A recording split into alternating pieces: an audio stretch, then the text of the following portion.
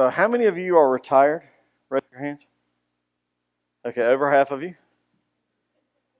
So that will be all of us, okay?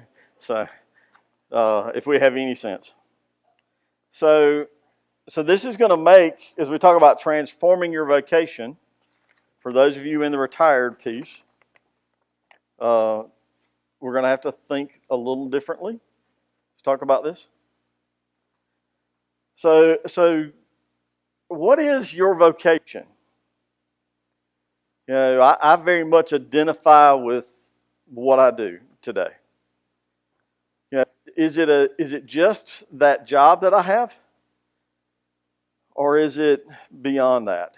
When we talk about thinking about how we relate to those pieces, about what we do, and ultimately about what we're called to do. One of the most interesting trends in ministry is the expansion or the growth of people who are in bivocational ministry. So the joke for pastors is there's nothing called a part-time church, okay? But just part-time pay. All right, if you ask a bivocational pastor, that's what they're going to tell you if they're honest. All right? But the reality is we're seeing that expand in roles. And the reality is it is coming back to that which was the very beginning. More than likely, the disciples, when they start following Jesus, aren't just following Him solid for 3 years. Remember, they're fishermen in pieces. So they're doing things along the way, too, to do ministry. So you do transportation. You're retired from IBM, but you're now working for the county. Kay's in education. Mary Jo's in education. Tom's over at Sterilite. Somehow that was going just completely out of my brain. So the Latham family's like education galore. Ryan, are you going into? Well, you're still doing education right now. That's your job right now, brother. Okay, whether you like it or not, trying to get a skill. Are you doing education like the rest of the family? I guess your sister's not doing education, but everybody else is. Okay? We got educators galore in here. I just start looking around. But we all have different pieces, and I will tell you, I used to work for a steel company. If you go up Highway 25 going into Greenville, it's now it's Klockner Metals right there at White Horse Road and Highway 25. And I realized today, and Kay will tell you, I identified with that piece, especially when I was doing sales and the management piece. There was a time I worked in our plant for 2 years. I worked on a machine that turned big, wide coils into little bitty narrow coils. And you know what it did? It provided for my family. It wasn't a lot of a calling. It did teach me a lot about steel, which helped me later. It was just a job. I spent a lot of time doing that and this, right, Kay?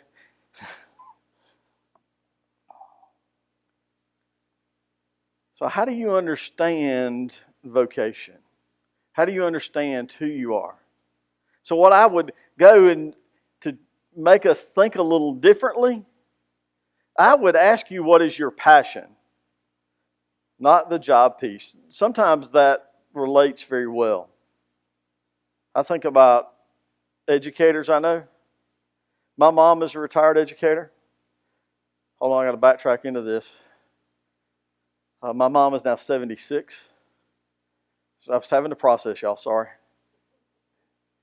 And my mom's whole thing in her life is to help children. I have seen, I don't know how many people at the kitchen table when I was growing up getting math lessons, tutoring. The funny thing was, long after she retired, and when she moved into administration, she hated leaving the classroom. I don't understand why my mother left the classroom, because that is who she was as an individual. When she retired, she moved to Lake Junaluska. I called her one day and I said, "Hey, what are you doing?" She said, "I'm sitting at the kitchen table. I got a teenager over here doing pre-cal." My mom was 70 some odd years old, still teaching calculus. Okay? And it didn't matter if somebody was struggling with general math or whether somebody was doing calculus. Well, give me a second child and everything in between. Okay? Because once the kids got close to that, I'm like, just call your grandma. Okay? Because that was part of my mom's passion. She identified and she knew exactly what that was. Tom and Dick love to fish. Right? Bob your heads up and down, guys. Okay, because I'm not off. I know that. So how does your passion play into what God's calling you into? Because He'll take those pieces of where we are and intersect them along the way. I want to read to you out of Acts chapter 18. We're going to see Paul in this piece, and he's gone through the Damascus road. He's gone through that calling into ministry. He's now become an apostle of Christ, and he is now in the process of the missionary journeys. Well, there's not a church like there is today. The churches are just starting. That's the whole piece of Acts, is the birth of the church, the spread of the gospel around the world. There wasn't anybody with a box at the back and said, y'all put your offerings here. There wasn't a church that had a mission organization yet of how we would send money. Okay? And so it tells us, says, after this, Paul left Athens and he went to Corinth, where he met a Jew named Aquila, a native of Pontus, who had recently come from Italy with his wife Priscilla, because of Claudius, who had ordered all the Jews to leave Rome. It says, Paul went to see them, and because he was a tent maker, as they were, he stayed and worked with them. Now, so just leave it right there. We'll deal with verse 4 in just a minute, Matt. So we see that Paul understands who he is, and he understands who is around him in Priscilla and Aquila.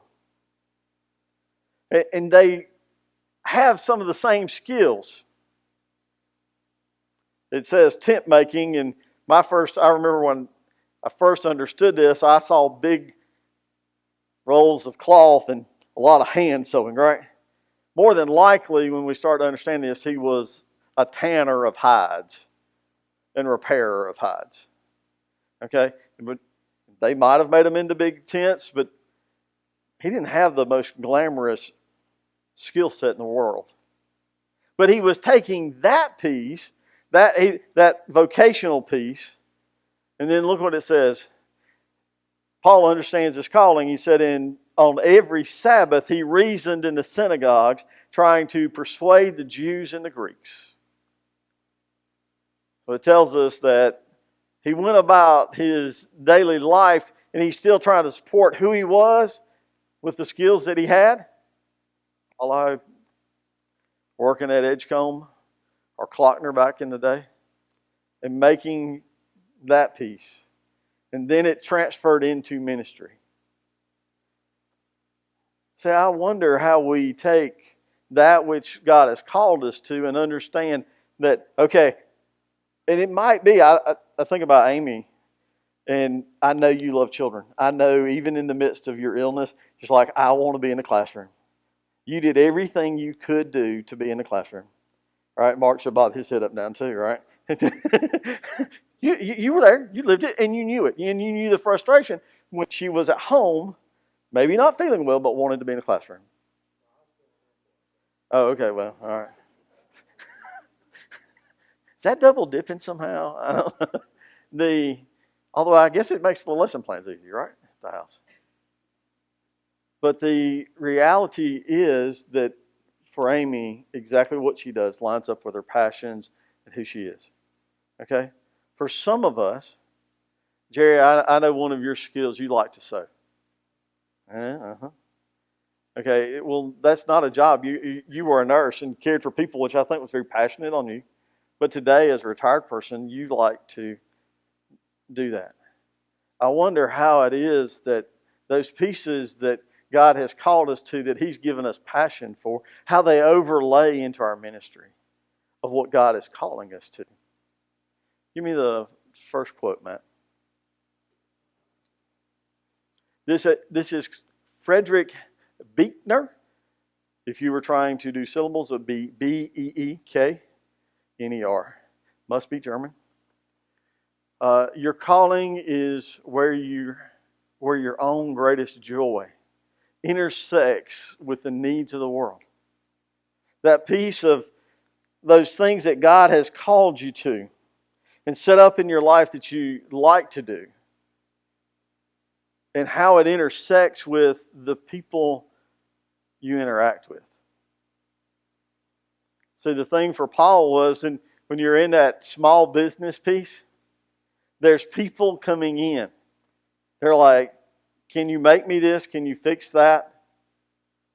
For me, I was trying to think about this process for me at Edgecombe. Especially, and I tried to go specifically to my time in the plant, what it looked like. There were about 100 of us out in the plant. There was another 25 when I was in the office, where I spent most of my 12 years there. But there was something about working in that group in the plant. We ate together every day in that little bitty cafeteria room. Now, it was only 20 minutes, and we stretched it to 25. We took break together almost always, 5 days a week, 52 weeks a year, together. And the interesting thing is, yes, there were some people, they sat with the same two people the whole 12 years I was there. You'd go down there at lunchtime, and you'd see the same little triad over in one corner. But for a lot of us, the pieces came and went. When I worked in the office, we often ate tomato sandwiches. Well, there would only be a group that could eat tomato sandwiches 5 days a week, the whole summer. Okay, so people would come and go, and we would dominate literally a whole table. There would be multiple loaves of breads and just tomatoes and Duke's mayonnaise. Okay, salt and pepper. But in that, you know what happened when you're having lunch with somebody like that all the time? I knew every story they had. I knew every heartache they had. I knew when their nephew hit the home run in Little League, and when their wife or their mom and dad was sick. And see, in the midst of that, God had put 100 guys and gals around me every day. Neat thing was, when I went back, I went plant office. When I went back to the office, it was amazing because I had the relationships. I go, how do you get stuff done in the plant? I'm like, because I have 2 years worth of relationships, of lunches and dinners and work and getting off at 11 p.m. and coming in at 5 a.m. Those relationships matter. It's interesting. They start overlapping. Those pieces of what we do as a job, as a vocation, all of a sudden starts moving into our ministry.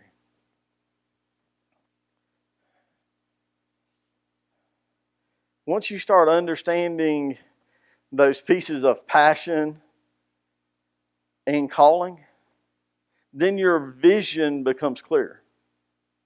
I wonder, because I picked on two folks who fish in here, but I know there's about 6 or 7 people that fish on some regularity that are either here or not here today. And I wonder how that passion fits as we think about other ministry, about how we impact people. Because the one thing when Dorman carried me fishing, I don't know whether I was a captive audience for Dorman or he was for me. But we weren't going anywhere that the boat didn't go, and you couldn't get off the boat. It was too cold to get in the water that day. You weren't going to swim away. Okay? So I wonder, Jerry, I was thinking about you so if you get picked on in this sermon, I'm sorry. If you don't get picked on, consider it next week, okay? I was thinking, Jerry, I said, I, I know, some of our larger St. Mark family, and I was like, what happens if they start sowing? What happens if they start gathering together to do that which they enjoy? And then I started thinking, so what does it mean if they invite somebody that's not part of the St. Mark family? Well, the pastor in me says, amen, hallelujah. But so when we start understanding those passions and how they impact the people around us, those things start to impact the kingdom. And they're part of ministry. And so often we just don't grasp that God has this piece that is just a burning passion within us, and that it can be ministry. Frederick Buechner says, your calling is where your own greatest joy intersects with the needs of the world. And the piece is when you start having those moments of this is where I am just who I am. This piece makes me just tick. Well, then, how does it interact with the people around you? How can there be other folks in that circle? Because one of the greatest struggles for me is one of the things I like to do and passionate about is hunting. And it tends to be, I go hunt by myself now. But the reality was when I was first learning, it was very much a ministry piece. I learned to hunt because I did not speak the language of the people in which I was pastoring because they hunted. It has since become a passion for me. And the whole time I was there, it was this piece where I could connect with other guys. I understood how what has become a passion intersected with the people around me. I don't often talk about. Oh, hold on. I had notes for a reason today. I'm not used to having those, y'all. So when you start looking at your own passion, what are the needs and how do you connect with the people in those circles? Because typically in the pieces, Tom, I thought about you. I was fishing with somebody 2 Fridays ago. And the guy had made some lures. And I told him about you. And he goes, would he show me what he's doing? I was like, I don't know if he'll show you or not. He's trying to make a living. It's part of his living over here. But the other piece is, so those worlds connect. And how do those pieces connect? Of what I enjoy doing and the people around me. Amos he's in a minor prophet. Matt, give it to me on the screen because I did not turn to it. Amos is one of the 10 minor prophets. Probably the easiest thing to do is to go to Matthew and start flipping backwards toward the front of the book. You'll run into it. It's the 3rd minor prophet out of that group, I believe that's right. Amos is a prophet, and he's the prophets. So often we talk about them foretelling, but especially when God uses the prophets, he is about this. Woe is to me! Hey, look, you are stumbling in this place. You are not connecting. But it's interesting to me who Amos was, because Amos comes to Israel. You have forsaken your God piece, and there's about to be judgment brought upon it. But Amaziah, he says to Amos, he goes, because Amaziah doesn't want to hear it. He says, get out, you seer. He's like, the only thing you've known is being a prophet. He says, go back to the land of Judah. Earn your bread there. And do your prophesying there. Don't prophesy anymore in Bethel, because this is the king's sanctuary and the temple of the kingdom. Amos looks at him and he says, I was neither a prophet nor a son of a prophet. I don't come from a long line of preachers. He said, but I was a shepherd. And I also took care of sycamore fig trees. He said, but the Lord took me from tending the flock and said to me, go and prophesy to my people Israel. Now then, hear the word of the Lord, you say. Do not prophesy against Israel, and stop preaching against the descendants of Isaac. He says, in the midst of what I knew and what I understood and how I take care of my family, God said, I got something for you to do. And it looks like at the end of this period, at the end of Amos, that it seems to be that Amos goes back to being a shepherd and tending to figs. So often we go through and this is my place, this is my ministry, or this is what I do. We don't understand that in the midst of it is our ministry. Let me try to say that again since I stumbled over it. We go through life and we have a job, we have a vocation, and we don't realize that ministry is all around us. We don't ever accept that God has called us to that place, no matter where we are or what our job is. Several years ago, and I was a pastor at the time, I was talking to a friend of mine and a church member. He ran a small business out of Spartanburg. He runs a trash business. He picks up trash from homes. He works 3 days a week. His wife is in the medical field. She works part-time as well. I looked at him and remember my business background. I'm like, so, you tell me you're kind of all full up. I said, are you going to expand and do a fourth day a week? It's interesting. He said, John, you were over at the house a couple of weeks ago, which we had been. We had a meal at his house, and they just built a new house. They had about 25, 30 acres, pond out back, nice piece of property, a really nice house. He was driving a much better truck than I was. He said, John, he goes, I work long days the 3 days I work. I work about 10 hours a day. He said, but the reality is my wife can work part-time. I can work close to full-time, three-quarter time. And we have all we need. He goes, it's not glamorous. I get it, and I understand that. He goes, but I work hard for my money.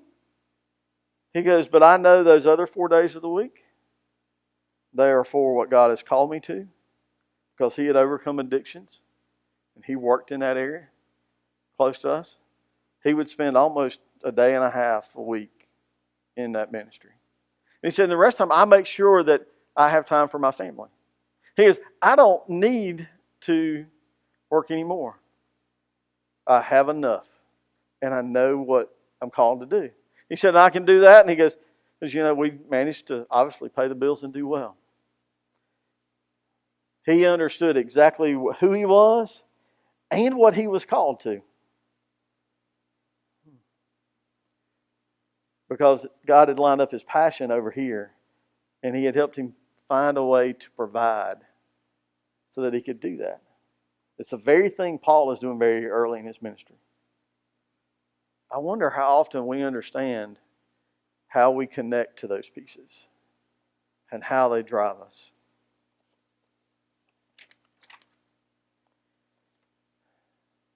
I'm going to give you this last piece. Obviously, I got into Frederick Buechner this week. Guess what? I'm going to end up buying books after reading what I did this week. It said the place God calls you to is a place where your deepest gladness and the world's deepest hunger meets. I guess I wrote it this way. Give me a big idea. We need to see how our passions and our vocations intersect with the needs of the community and those around us. Those pieces of what we do. Maybe it's pickleball, picking on Dick again. Maybe it's sewing, and maybe it's fishing. Maybe it's camping and RVing. Or how are those pieces? And maybe it's having a place at the lake and having the right people who come enjoy being out by the lake. Because there's a number of us, or a number of y'all, that have that spot where we can say, y'all come hang out. We're going to eat a little food and just chill. And that can be a passion of hanging out and entertaining, hospitality, and it lets those relationships we talked about happen. How is it that we look at that God's provided us through our job, that He meant for us to use that piece to go into what He's called us to? And I'll tell you, sometimes they really overlap, like I was talking about Amy or myself today. Those pieces really overlap. But it might be, much like I was earlier in my life, that this piece over here paid the bills. Ministry came over here, doing small groups and hanging out. Do we see that? Because it's in those moments when we start doing that, then we can understand. I would encourage you to start thinking about the other relationships. What is it that drives you? What is it that if you said, I can just go do anything today, I would do X. Then how does it relate to the community and the people that God has around you so that you can minister to them? And no, you don't have to change your title. You don't have to change who you are, but you start to see a little different. You start realizing that which God has inspired me with and given me joy for, He can use that piece so that the kingdom stories can be told. Where are your passions? Your pieces that you just enjoy being who you are. Like Dorman and I and Danny, we'd let those moments where we would let our hair down if we could. Those moments. Sorry. I got more than y'all do.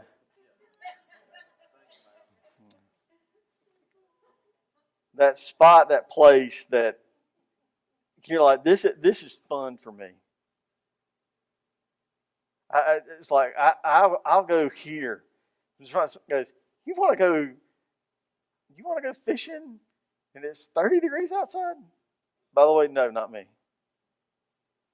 But yeah, I'm liable to be hunting when it's 25. How do those pieces intersect with other people that lead to ministry? Paul was doing his thing, making tents, tanning hides, interacting with people, and then going and doing his ministry. Because guess who was going to be at the synagogue? The very people that had been in his business the week before. How do the circles you run in, those passions, where do they meet? Because that's the very place God is calling us to. I would ask you to ponder and think about that this week. Because your passions may very well supposed to be your place of ministry as well. Dear Heavenly Father, Lord, use us. God, help us see as you see today. Help us to see the people around us and how the things that bring us the smile to our face, the joys, how they might be used to see your kingdom come and your will done. Amen.